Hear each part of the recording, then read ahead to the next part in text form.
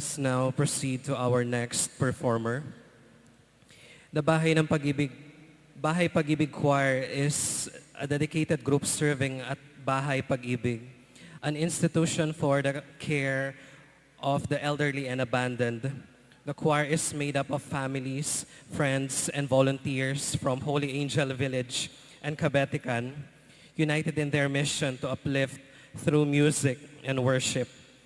While the exact beginnings of the choir are unknown, they take pride in their over 30 years of ministry. Their purpose transcends the details of their origin. We are here to serve the Eucharist and inspire others in worship with our songs. Beyond this, they support Bahay Pag-ibig's mission to care for and bring joy to the elderly and abandoned. The choir exists to be a beacon of hope, love, compassion, using their voices to make a positive impact in the community.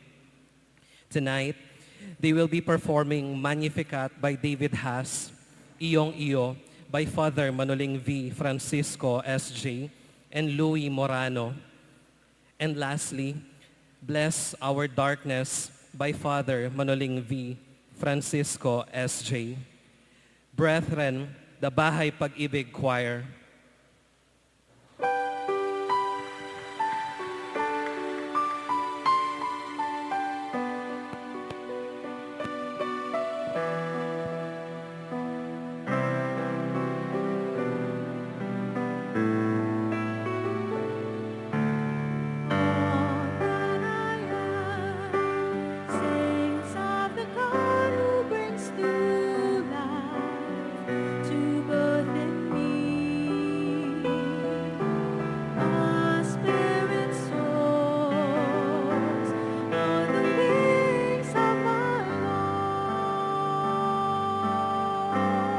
Ikatamungan po.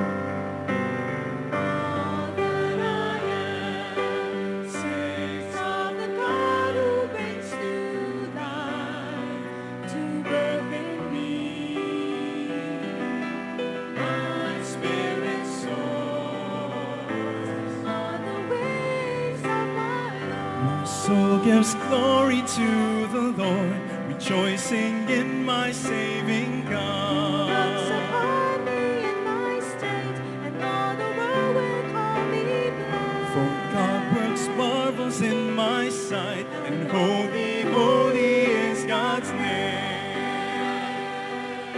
Saints of the God who brings new life to birth in me. My spirit soars on the wings of my Lord. God's mercy is from age to age on those who follow and fear. Whose arm is power and strength, and scatters all the proud of heart. Casts the mighty from their thrones And raises up the lowly ones. Saints of the God who brings new life to birth in me. My spirit soars on the wings of my Lord. God fills the starving with good things, the rich are left with empty hands. Protecting all the faithful ones, remembering Israel in mercy. The promise known to those before and to their children forever. Saints of the God who brings new life to birth in me. My spirit soars on the wings of my Lord. On the wings of my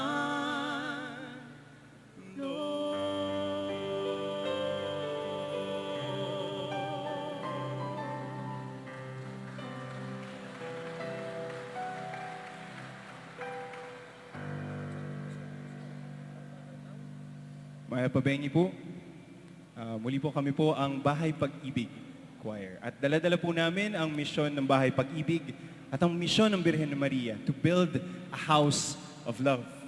Ang Bahay Pag-ibig po, just to share with all of you, bahay ampunan po siya para sa mga abandoned na lolos and lolas. So nakakadurog ng puso when you think about it na naiwan lang po sila na mag-isa. But when you go there and you hear Mass and you see them laughing, pag nakikita niyo po silang kumakanta kasama ng choir sa misa, kapag nakikita niyo silang nagdarasal, it only tells us that there is something bigger that's happening. Ang buhay po ni Maria reminds us that God works in every situation sa ating buhay. The Lord blesses our darkest moments, but also brightens our light. The Lord feels our pain, but at the same time, joins us in our joy. So siguro po itanam mo po ulita mo yan yung bengi, or metong po ka rin iulita mo yan yung bengi. And sa nakalupa na pong Maria, we can all say yes again to listen, to follow, to continue the mission that Jesus left us. Totus tuus, iyong iyo, totally yours, Mary, that we may be totally Christ's.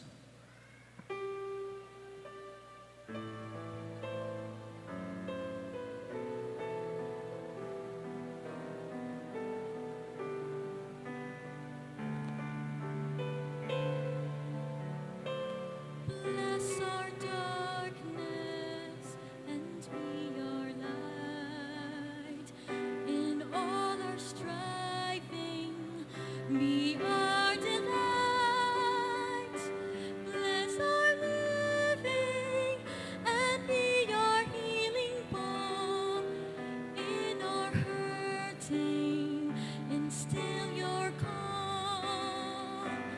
Bless our yearnings, bring them to life. Our senseless fighting, bring them to strife.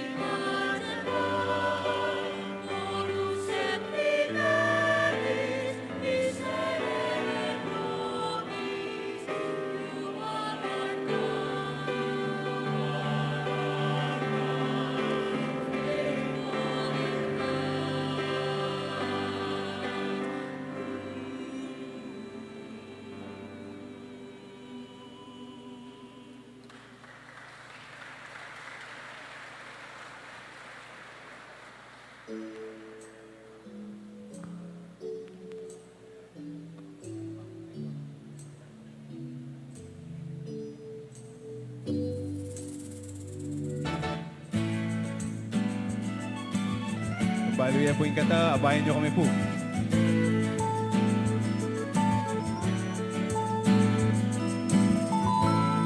Aking pinaubahayan sa iyong tanging pagkalinga, ang puso kong bibigukod sa kanyang paglilingkod.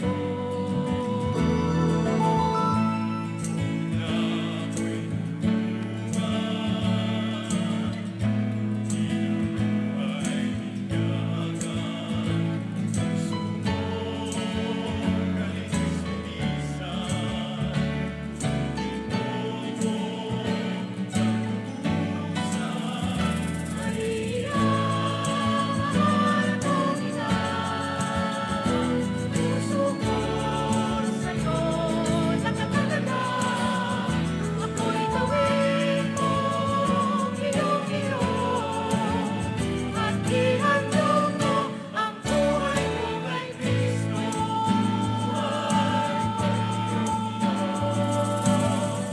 Iyo ang aking pamilya,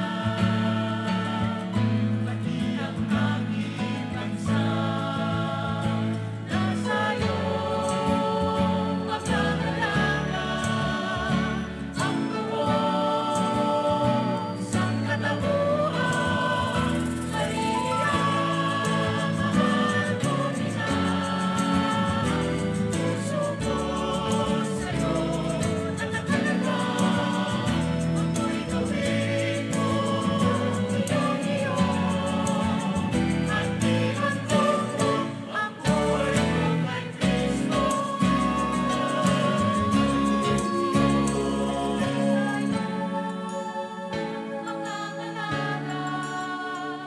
Ang buong sangkatauhan. Maria, mahal kong ina, puso ko sa'yo nakatalaga. Ako'y gawin mong iyong-iyo at ihandog mo ang buhay ko kay Kristo. At ihandog mo ang buhay